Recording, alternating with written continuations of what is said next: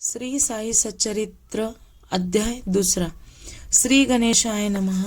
हेमाडपंत म्हणतात, साईबाबांच्या लीलांचे संकलन करून साई चरित्रपर एखादा ग्रंथ लिहून ठेवावा अशी मला तीव्र इच्छा झाली होती. आपल्यासाठी हीच उपासना योग्य आहे असे मला वारंवार वाटत होते.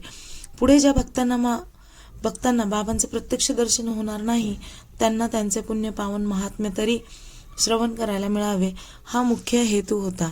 हे चरित्र वाचून समाधान वाटावे आणि अंतःकरण भक्तिप्रेमाने भरून जावे असे लेखन करायचे होते. वयाची 60 होत आलेली आहे, देह अशक्त झाला आहे, तरी साईबाबांची सेवा म्हणून काहीतरी केले पाहिजे असे सतत वाटत असे. हे कार्य माझ्याकडून होईल की नाही याबद्दल मन साशंक होते. बाबांना विचारण्याचा धीर होईना. मशिदीच्या पायरीवर माधवराव भेटले. मी त्यांना माझे मनोगत सांगितले. ते म्हणाले, आता मशिदीत कोणीच नाही, आपण बाबांना विचारून घेऊ. आम्ही दोघे मशिदीत गेलो. माधवराव साईंना म्हणाले, बाबा, अण्णासाहेबांच्या मनात तुमचे चरित्र लिहून ठेवावे असे आहे. तुम्ही अनुमती दिलीत तर बरे होईल. बाबा म्हणाले, श्याम्या, मी भिकारी आहे, दारोदार भिक्षा मागतो, ओली कोरडी भाकर खातो. माझ्या कथा कशासाठी लिहून ठेवायच्या?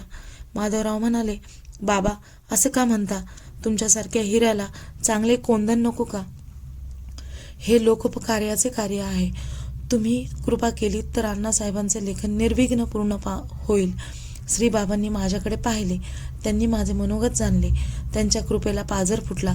दुसऱ्या क्षणी त्यांच्या मुखातून आशीर्वादपर प्रवचन प्रकटले.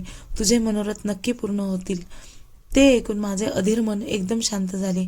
मी कृतज्ञतेने त्यांच्या चरणी मस्तक ठेवले. त्यांनी आपला वरद हस्त माझ्या मस्तकी ठेवला. मला उदीप्रसाद दिला. ते माधवरावांना म्हणाले, श्याम्या, तुम्ही माझ्या कथांचा संग्रह करा, त्यांची दप्तरी नोंद ठेवा. हेमाडपंताला माझे पूर्ण साह्य राहील. तो केवळ निमित्त आहे. माझे चरित्र मीच लिहिणार आहे.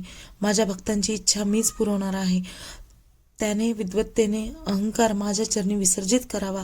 असे झाले तर मला खूपच आनंद होईल. मी त्याला कथा लेखनात मदत करीन, त्याच्या घरी राबीन.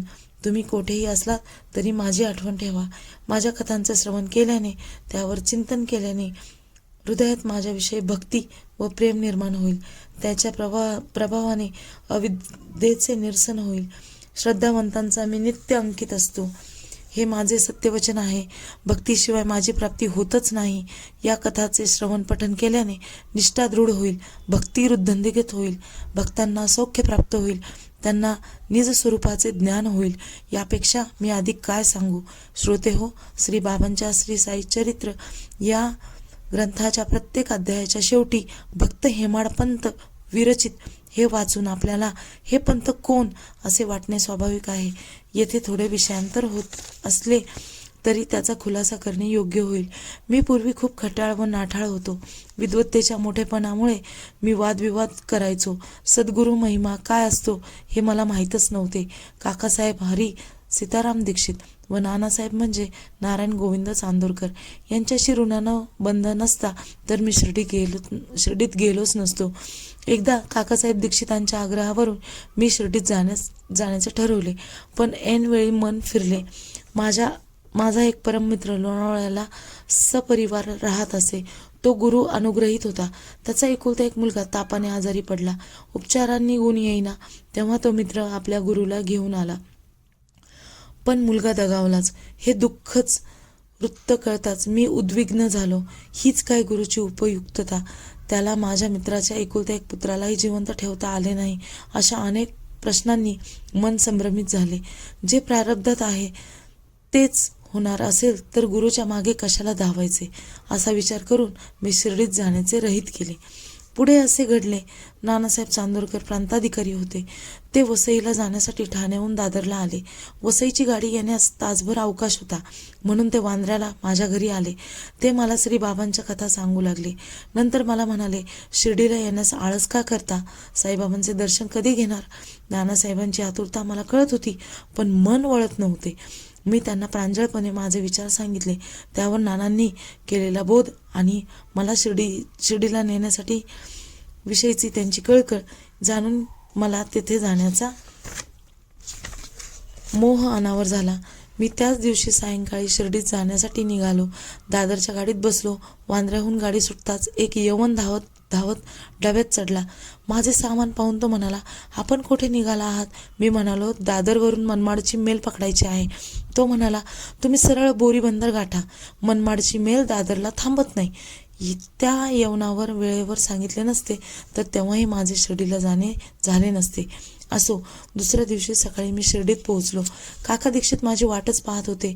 ही घटना 1910 साली घडली आहे. त्यावेळी शिर्डीत साठेवाड्यातून उतारूंची राहण्याची सोय होत असे. टांग्यातून उतरल्यावर कधी एकदा बाबांचे दर्शन घेतो असे मला झाले होते. तेवढ्यात तात्यासाहेब नुलकर आले. ते आम्हाला म्हणाले, बाबा भक्तांसमेत वाड्याच्या कोपऱ्यावर आले आहेत. ते लेंडी बागेत जाण्यापूर्वी त्यांचे दर्शन घ्या, मग स्नान करा. मी घाईघाईने धावलो. बाबांना धुळीतच लोटांगण घातले. त्यांच्या दर्शनाने मी सुखावलो. त्या पहिल्या दिवशी साठेवाड्यात बाळासाहेब भाट्यांशी माझा वाद झाला. दैव मोठे की कर्तृत्व हा वादाचा मुद्दा होता. दैवावर भार टाकू नये असे माझे म्हणणे होते. तर त्यापुढे कोणाचे काही हा वादाचा मुद्दा होता. देवावर भार टाकू नये असे माझे म्हणणे होते, तर देवापुढे कोणाचे काही चालत नाही असे भाट्यांचे मत होते. त्याच अनुषंगाने गुरु कशासाठी करायचा असे परखड मत मी व्यक्त केले. या वादातून काहीच निष्पन्न झाले नाही. चित्त उद्विग्न झाले एवढे खरे. काही वेळाने मी आणि काकासाहेब बाबांच्या दर्शनासाठी मशिदीत गेलो. बाबा माझ्याकडे पाहत काकांना म्हणाले, काय चालले होते वाड्यात? कशासाठी वाद घातला होता? हे हेमाडपंत काय म्हणाले? मशिदीपासून साठेवाडा दूर होता, तरीही तेथे घडलेले बाबांना कसे कळले याचे मला मोठे नवल वाटले. पहिल्याच भेटीत माझ्याकडून असे अनुचित घडल्यामुळे मी लज्जित झालो. हेमाडपंत हा दौलताबादच्या राजदरबारातील 6 विद्वान आणि बहुगुणी मंत्री होता. तो धर्मशास्त्र विशारद होता. माझा अभिमान हरण करण्यासाठी बाबांनी मला या नावाने संबोधले. तो टोमणाच होता. विद्वत्तेचा गर्व नको हेच त्यांनी सुचवले होते. माझे डोळे उघडले. जो मशिदीत बसून वाड्यातील वृत्तांत जाणता तो स्वतः किती महाज्ञानी असेल असा विचार करून मी नतमस्तक झालो. श्री बाबांनी दिलेले हेमाडपंत ही नाव मी नाममुद्रा म्हणून स्वीकारली आहे. अध्याय 2 समाप्त.